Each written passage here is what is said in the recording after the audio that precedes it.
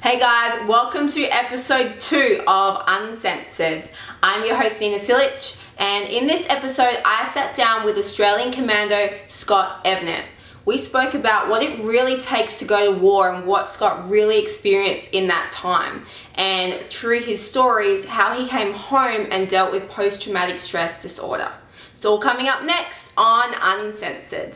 Hey guys, welcome back to another episode. I'm Nina Silic and I have the amazing Cedric McMillan here with me today. When 9/11 happened and all that stuff, we got deployed and I spent a year in Iraq.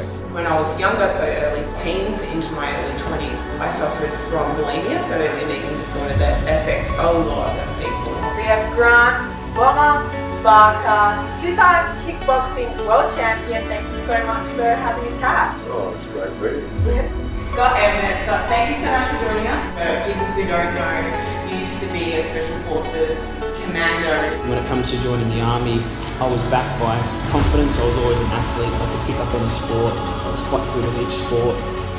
These are their stories. Raw, real, and uncut. This is Uncensored.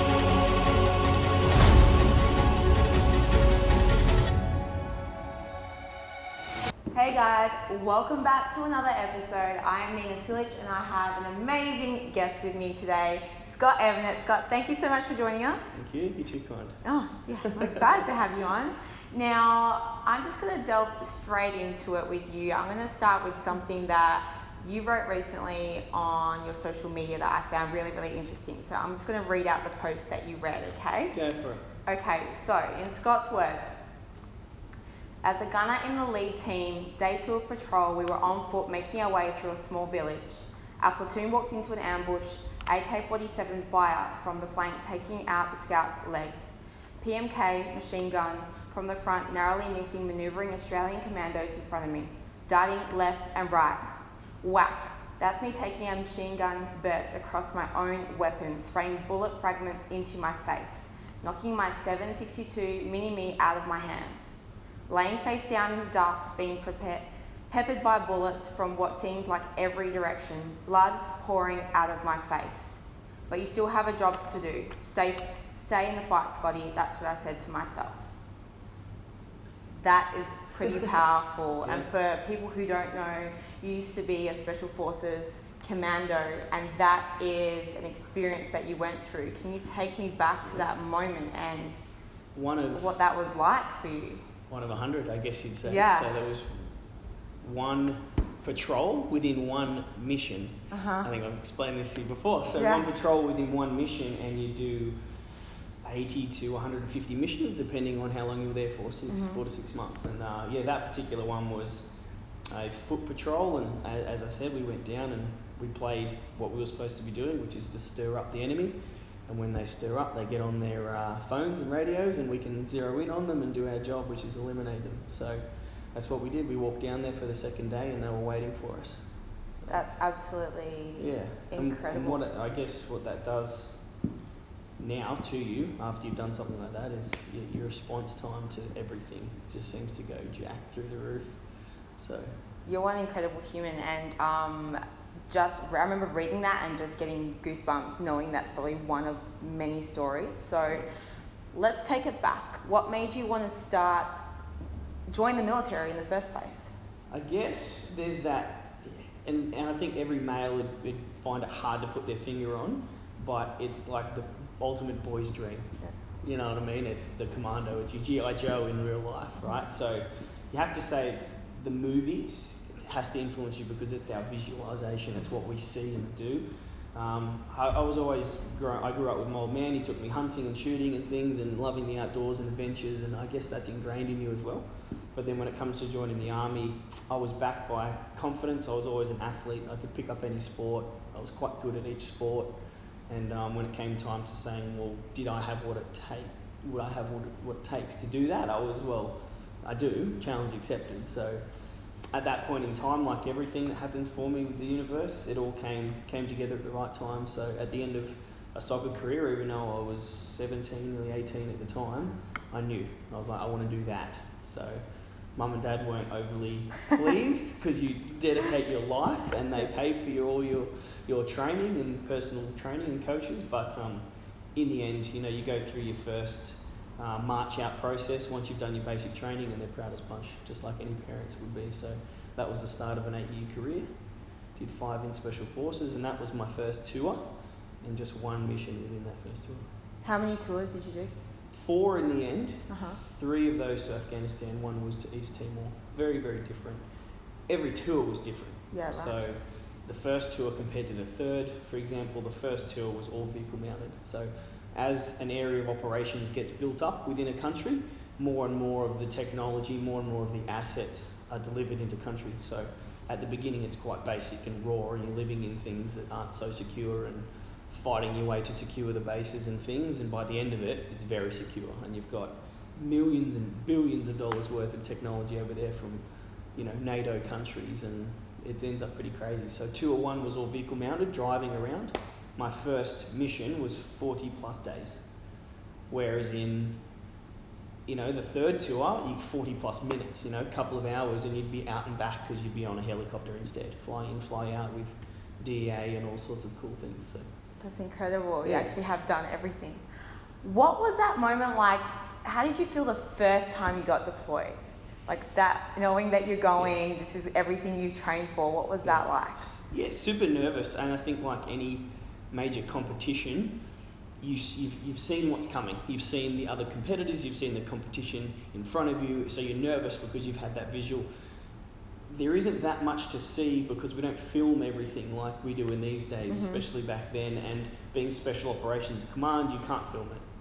But there are end of trip tour like videos that the boys put together within reason, and you see these before you go, so you know what's coming. Right. And you've heard the other boys that are in the unit before you and the guys that have done tours before you, so you kind of know what to expect. And guys have died well and truly, you know, before you've got there, so it's a real thing, you know. You get there and you don't know what to expect, you know. How did you feel hearing those stories? Would you have rather have not known, or is it better to know? Like, how did that? You have to know them. You have to know them because we learn our major lessons from things like that. Like, where did that go wrong? And you can't solve every problem. There's always going to be those curveballs thrown out there, especially with a mission. I can't think of 1 or 2 missions, maybe in 150 that go to plan. You know, and that's one of the main attributes that you have to be as a commando, is flexible and fluid, and you just have to have a plan B, C, D, E, everything ready to rock and roll, and off you go with no emotion. You just next. So you spent all this time. How many years total? 8 years total. The first 3 years was in a paratrooper unit. So just your primary role was parachuting out of a plane at 1,000 feet. Plane pulls your chute out, so you jump out the back, and if you're attached to the plane and the plane pulls your chute, and you fall at 6 meters a second, and you hit the ground and roll, and off you go. So that was the first 3 years. And then after failing my first Special Forces attempt, so I tore my thigh on the selection course, which was about day 3 or 4, with a pack on, and then went to 3RR, and then I had an opportunity to do Special Forces again. So after 3 years, I was well and truly ready. By then I was 21. Still young. Really young. Still young. It's really young. I would have been the youngest qualified commando had I have gotten through the first time, because you had to be 19 to get in, and I was 18, turning 19 on the selection course. So they actually said, well, technically you can, because you'll be 19 by the end of the selection course by like a few weeks. So I would have been the youngest qualified commando there, but tore my thigh on that one. So came back another 3 years later and did it successfully, and then spent another 5 years. Where's that drive come from to want to do that as a job? That was your job for a very long time. Yeah. Where, you know, what in you made you want to keep doing it? I've always known I'm going to be successful. I've had a Polaroid picture and a few of them that I can draw for you in the most detail that I've had since I can remember. Collected by watching things on television and whatever. I always knew I'd have it. The path was just unclear, but it was still a really positive adventure to go on all of it, because you knew the end state, it was okay. It was, you were going to win, right? So I thought it was football, soccer, Right. and did that. It's a little bit different though. And then it was like another, opportunity presented itself. So I went Special Forces, I went military, And at the end of my career after that tour, I reached a point where like, this isn't it either. But all of those things collected have made, given me an edge in the fitness and health industry, I guess, especially when it comes to mindset and emotional control. That's what you're doing now, right? You're in the fitness and health industry and you're doing really well, which is awesome to see. Before we get into that, you had to, obviously, you've been in the military for 8 years. Yep. And you go, I want to do health and fitness, that's where my passion lies. Yep. You have to come back to normal life. Yep. Talk me through, what was that like going from something that's all you guys lived this secret, secluded life, to coming back to quote unquote what is, we deem to be normal. Yep. How was that for you? Complete opposite side of the coin. I guess going through the process of starting something new was not hard because you have that back self-confidence. You're like, I'm going to do it. And I didn't give myself an option but to succeed by not going into the reserves or active reserves, which is a way back into the army. When I discharged completely. So, for a period there, I was unemployed. Straight into a friend's gym, straight into personal training, and built it up from there. The transition into this lifestyle, the hardest part about it was going against the grain. As a commando, you're not a commando. You have a secret life. You're not even in the job when you're in the job, and then in the fitness and health industry, to succeed, you have to put yourself out there. So how can you be this and then that without copping flack from your family, your boys, your whatever? So that was the hardest thing that you could possibly do. Was to cop all of this thing from, instead they should be your biggest supporters, because all you're doing is passing on knowledge that you've learnt, nothing about tactics, nothing about whatever, but just the things that can help other people. It's a really good thing. I can't see one negative about it, but the others are like, you can't use the name commando, you can't do this, you can't do that, and all of a sudden you've got, instead of an army of supporters, you've got an army of haters. Why do you think that is? Australians have this tall poppy syndrome, don't we? And it's in school. It's in high school. Well, alpha male environment like Special Operations Command, it's on steroids. Do you know what I mean? It's dog eat dog. It's crazy, right? So you get out here and you try and get ahead. There's always going to be that mentality in this country to chop them down instead of back them, support them. Quite different to the Americans. We all know that, and that's the truth. So coming out, of course it's going to be that. So you've got to expect that, and that's the thing. If you get all riled up about it, you can seriously put yourself in a depression, and in a hole, which is not good dealing with PTSD or whatever. But if you can block it out, you can do it all with a smile and do the opposite and do what I did, which is just open my doors for guys to get out of the military and join me and be successful in their own right rather than fall into a hole, I guess.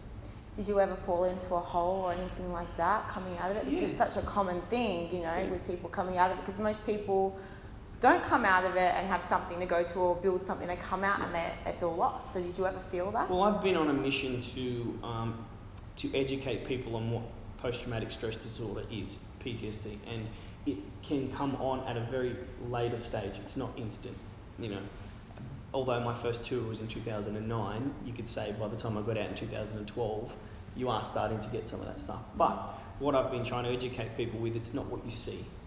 It's not your men dying or the enemy dying or these things that you may deem as gruesome. It's not that. It's a high-speed lifestyle. And especially when you're in Afghanistan and it's life or death. The mechanisms, the chemical reactions that the body has, the fight and flight mode, turned on, turned off, turned on, turned off. The stresses of, dealing with hierarchy, timings to meet 24/7, like it's around the clock stuff, and then you come out, it's still on. The engine's still on in a world that doesn't need it. So where you'd normally get a little bit of a stress response from work perhaps, or this or that, you get a lot more.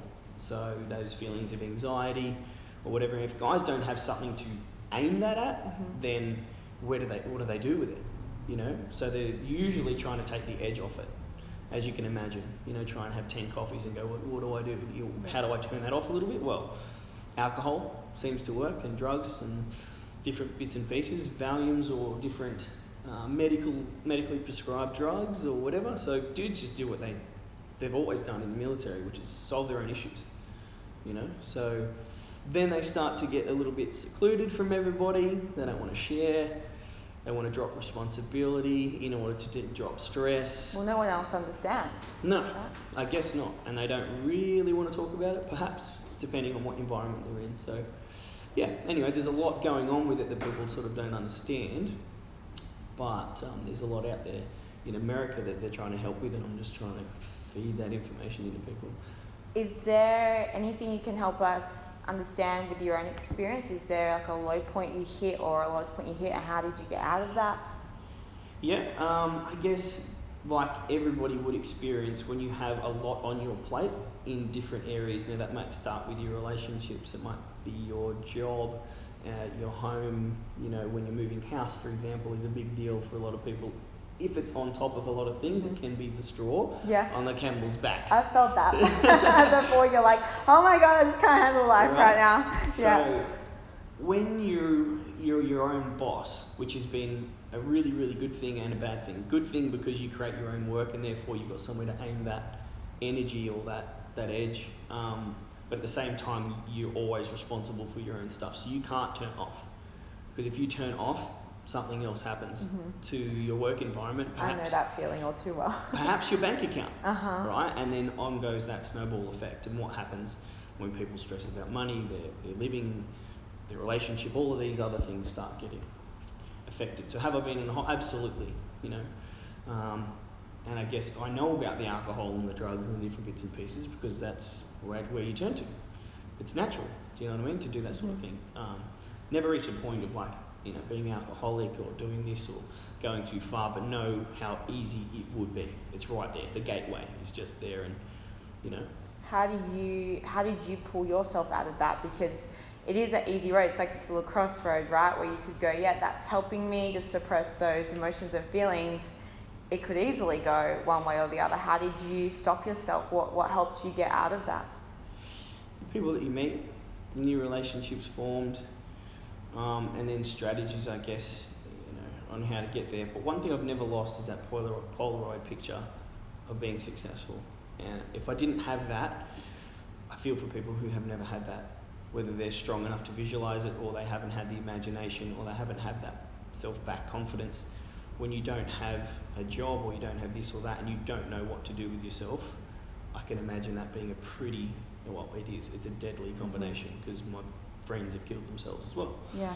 So, yeah, but when you find the right person, perhaps in your relationship you find someone, which I did, or you find something to focus on, and, you know, again, it's assistance and support, knowing that you've got something, you're not going to go too far backwards. What advice would you give for anyone suffering with that and, you know, feeling like they're alone? Like what could you say to them to... Striking up a conversation's the best thing you can do. It's hard for some people because they don't know who to talk to. Right. And that's what I've been doing a lot of, is just opening up a friendly face for people to talk to. So I get smashed with my inbox messages and online stuff, which I love, absolutely love. And it's not just the people themselves suffering, but perhaps their wife or the husband of the wife, you know, and they're like, I don't know what to do anymore. What do I do? And lucky me, I've been there. I say lucky, these things aren't good when you break up with relationships and everything happens, but you learn from all of those. So now I'm able to pass on how to get out of the hole, I guess. And is that something you're passionate about doing, helping others come out of that? Absolutely. Someone yelled out at one of these, I was giving presentations, there was a couple of us on stage raising awareness, and someone who was an old digger, a veteran, he's like, Scotty, have you ever get the monkey off your own back? And it brought me to tears, essentially, because you're like, well, no, you don't really. But you have someone to share it with, and that's just constant communication is the key. And then if you can, those chemical reactions, if you look at that separately, you have to do that too. And for me, that's working out. I say train for life. You know what I mean?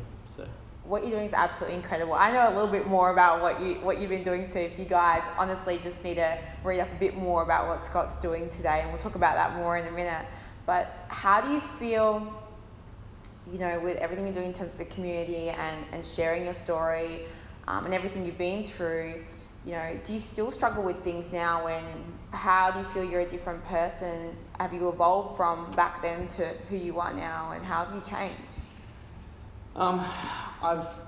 mastered more about myself, self-mastery. That's where you learn the most. And if you don't listen and you keep pushing against the grain, it's just it's a cycle. And you've got to be willing to change your environment massively. You know, and I'm not just talking living, but work and relationship. Everything can be changed. It's a choice. You know what I mean? If you want to get around in the same cycle, people think they don't have a choice. And that's where your support unit comes in. If you can come up with a solid plan, even if it's a job change, there's always an action plan there, and there's always support. I'm sure you can get those living things, those funds, those whatever's sorted. And that's what self-mastery has told me to go this way when I listen, rather than the other way. For me, it's joining lifestyle with my job. You know, and on the darker days, I guess, when you're struggling, what you feel like doing is removing yourself from society a little bit more. Those responsibilities seem a lot harder to action, especially when you're putting yourself on camera and certain things. You've really got to fake the funk with the mood a little bit, or you can't even do it at all. Yeah. Right? I feel you on that. Some days I'm like, I do not want to be in the front of the camera today. I really don't, but you've just got to... You got to get it done, or you've got to go and do something to get yourself back on the tracks where you do it properly, right? So for me, it's just been changing my environment, evolving, not being stuck in one spot, being able to be more mobile, and joining life with work, and work is life. So you don't need to hit the handbrakes and take a rest and be back. It's one and the same. You're doing what you love. Yeah, do what you love. Which is amazing. So.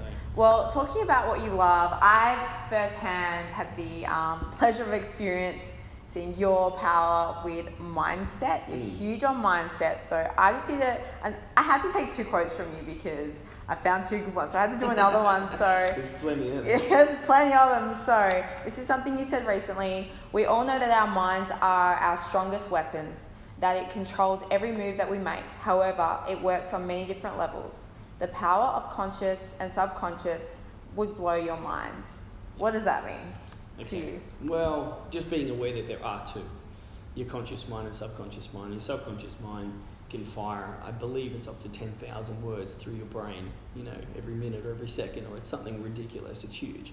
Where compared to your conscious thoughts about what you're focusing on. And you just got to be so aware to get out of your conscious thoughts and get amongst your subconscious thoughts. Breathing techniques, body language, being aware of what changes your thought patterns, you know, and I've just been putting that into practice with what you've tested, which is the 48-hour immersion course, being immersed. Best thing ever. It was so good. But it's so true. It was that, you know, as soon as you just said to me, body language, that's a trigger for me to go, okay. And I didn't realize that my mindset could change in 48 hours, but it did. So do you use those techniques that you've learned over time today, and, you know, how do you implement them into day-to-day life? Well, I anchor myself back to those things. So you talk about confidence. Confidence is attributed to you or attached to your knowledge, you would say. When you're knowledgeable in something, you're confident in something. Knowledge comes from experience. When you've experienced something, you've got knowledge in it. When you've got knowledge in it, you're then confident, right? So if I can allow you to experience something you haven't experienced before, you'll anchor yourself to that. So my commando selection course was, 5 weeks long. Wow. Yours 48 hours worth. That was enough. So that's one thing that I can always anchor myself to, and then not only that, the qualifications of a commando is probably as long as your leg, right? With the different insertion methods, whether it be by air, by sea, by land, the amount of weaponry, the explosives, the communications, the first aid, the list goes on. The more of those, as you tick them off, it's just something you had to do. You don't think of them too much. It's just one thing you had to do to get your green beret, and then you had to do them advanced, etc., etc. Once you've done 10,000 things, it's probably 100 things, 1,000 things. You can do 1,000 things. What's another one? Doesn't matter what it is. What's another one? Yeah. So all of a sudden, you've got this anchor and self-confidence and this belief in yourself. So challenge accepted is my motto. So it's like, that's what it is. It's like, throw me something else, man. Whatever. And how do you pass that on to others? Right, so I need them to experience that. So if I could, I would take you up in a helicopter and do some fast roping. Yes. Let's jump out of a plane and do that. And let's do all of these things, not just 1, 2, or 3 of them, but 10 of them, 12 of them, to a point where you're like, man, what else? Like I said, I'm invincible. So I can't do that in this country. So watch out, because I might be going to a different country. All right, but no. So the experience that I can give you is one like the selection period, where you're spending a period of time doing these things that you never thought was possible, and just to give you one little snippet of something like that, the fitness test at the beginning of these things, max push-ups, max sit-ups, max pull-ups, and a run. Right? 24 hours later of non-stop movement, and I make you do it again, and they beat their scores. Wow. It's incredible. You know what I mean? Like that, how does that work for them? They like, this, I'm more fatigued every single minute that this thing goes on. Yet 24 and 48 hours later, what drove me to beat my scores when I was fresh? It's all here. Uh-huh. Now, you won't believe that. You may believe it because you've been on it. I do now because I've done it. And you may believe it. You go, I can see that happening. But until you experience it, you don't have an anchor. You don't technically believe it. It's not yours. And that's the thing. You can listen to it in a podcast and you can read it online. But if I can give it to you hands-on, it's yours. It's like your knowledge. You own that shit and you know what you can do with it. So how can I give you as many points of experience as I can? Well, it's myself and the coaching staff. We put together these things because that was one thing that kicked my bum, which was the physical elements of it, and then testing the mind. When you've lost your legs essentially and you've got no blood sugar levels left and you haven't had any sleep and you haven't had any food and you're cold and all these elements that come to you, but then if you're asked to pass tests or do something physical under duress and you realise that you can, next time you're cold, you won't really think you're cold, will you? Because you remember last time you were way more cold and you just think, I'm a chicken shit. Honestly, that course that you guys, it's called the Warrior Immersion course, 48 hours for anybody. I did it probably a month ago now, and I can honestly tell you any type of training that I now do, it's not so bad.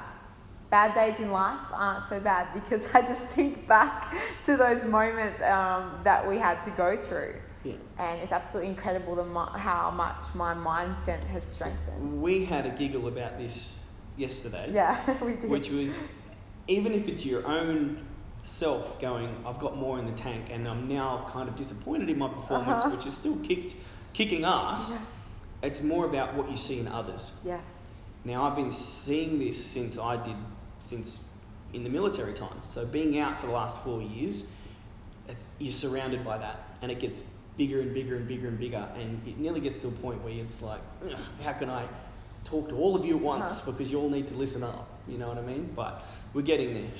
I know, we had a chat about this. I was at the CrossFit competition on the weekend. I competed and I just wanted to go and shake a million people and go, you're giving up mentally. You have like 2 more reps left. Just get up on the bar. It doesn't matter if you're dying, you know. I don't understand that anymore. No. Because now when I did my the workouts, I was just going as hard as I could. I went to 2 minutes, just suck it up, get it done. And because at the end of your 48 hours, we did 100 burpees. We did. Right? Well, actually, 130 because we stuffed it like 30 times. I had to redo them. Exactly. We need perfection at the end. So it's that type of thing that you've now experienced where you look at people and you can't fathom why. They've only just done a workout, and at the end of this workout, they're giving up, and you're like, come on, you've done 10,000 workouts in 48 hours and you're still going. Well, let's talk about what you're doing now because you have so many exciting things happening. I've experienced some of them, fortunately. So where are you at now? What is coming? What are you excited about? Talk to us about that. So maintaining our online training programs, that's a must because we get some serious change out of guys in 12 weeks. However, we've upped the ante. We've taken another element out of my military experience, 12-month enlistment. Wow. Yep. With multiple visits face-to-face, just like your 48-hour. I'm kind of tempted. maybe not. And enrolled online like it is these days, train anywhere, train in your own environment. Let's create an environment that's going to kick ass. And I'm walking the walk, talk the talk, walk the walk. I'm changing my environment. I'm looking to go overseas. I'm looking to build something that's... so I'm just immersed in training myself because I know that's where it's at for me health-wise. I'm doing the same for other people then so they can do their own thing for 12 months with us, with the team. And then I've got clothing label coming out. Yes. Yes, with my partner, Jen. With Jen? Yeah.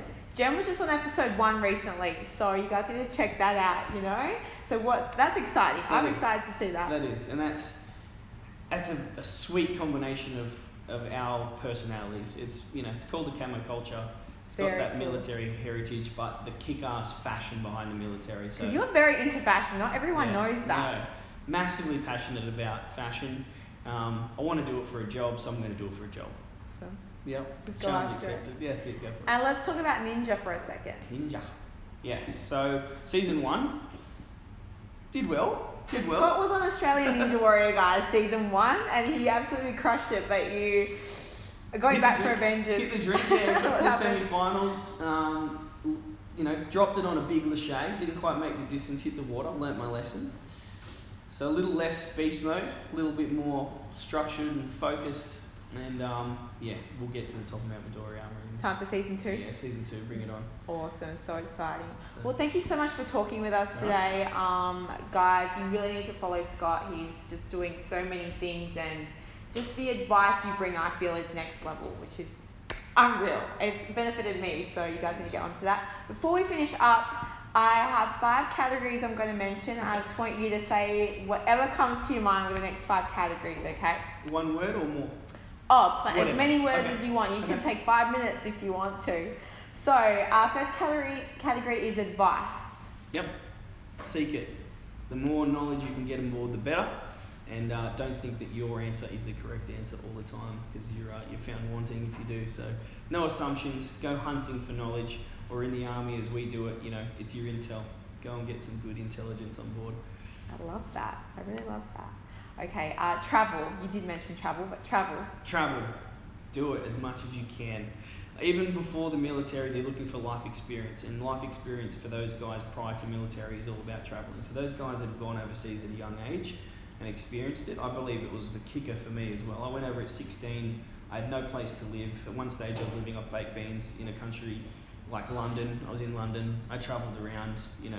I believe that made me a little bit of who I was prior to the army, and I know that it got me through my selection process as far as interviews goes, because they were asking an 18-year-old, what life experience have you had? And I said, well, I've actually travelled the world, went over with nothing but a resume and knocked on doors and as a soccer player and got in and blah, blah, blah. Story went from there, and then still doing it now. So I'm looking to move overseas myself and travel. Very excited. Do it. I love travel. Travel's amazing. Food. Yum. Come on. We all know food is life and yum. Control your carbs or you'll enter blimp mode, people. But carbs are so good. No, they're delicious. No, they're awesome. I didn't say don't eat them. I said control them. Good tip.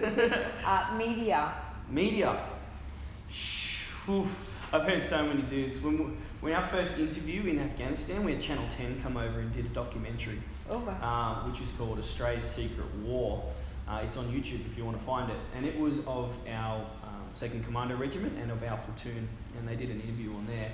And as one of the guys on there said in there, you can point a gun at me all day long and it doesn't worry me, but point a camera on me and he'll shoot himself. Wow. That's what he said. That was his quote. That was his thing, and it's exactly the same thing. So, media, I'm used to it now, but it's been 4 years of conditioning, jumping in front of the camera. If I look back at my first one in comparison to this one, it's light and day. But now, doing what I need to do in the social media area, more the better. Bring it on. I love it. You're so good on camera. And I'm the same. I look back to my original interviews and any camera work, and I just cringe. Yeah. I can't even look at myself or listen to my voice. I'm like, what I still can't listen to my voice. I haven't got that far yet. Me and Jen laugh about that all the time. You'll hear yourself or Jen will hear herself and just be like, turn it off.